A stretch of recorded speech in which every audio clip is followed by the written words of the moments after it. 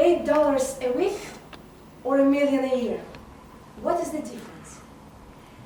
A mathematician or a wit would give you the wrong answer. The Magi brought valuable gifts, but that was not among them.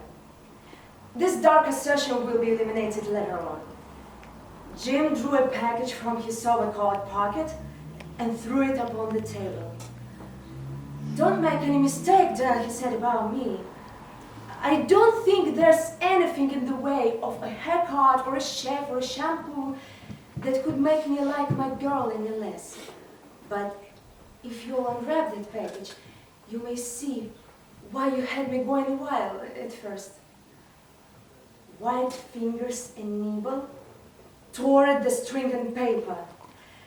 And then an ecstatic scream of joy. And then, alas, a quick feminine change to hysterical tears and wails, necessitating the immediate employment of all the comforting powers of the lord of the flat. For the lay, the combs.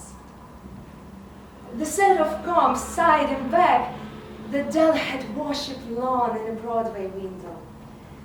Beautiful combs, pure tortoiseshell with jeweled rims, just the shade to wear in the beautiful vanished hair.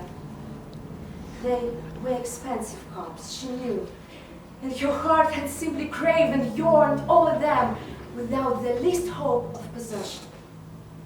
And now, they were hers.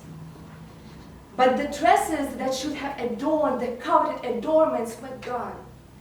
But she hooked them to her bosom, and at length she was able to look up with dim eyes and then smile and say, "My hair grows so fast, Jim." And then Della leaped up like a little singed cat and cried, "Oh, oh!" Jim had not yet seen his beautiful present. She held it out to him eagerly upon her open palm.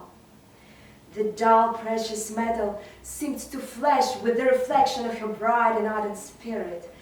"Isn't it a dainty, Jim? I hunted all over town to find it. You'll have to look at the time 100 times a day now. Give me your watch. I want to see how it looks on it."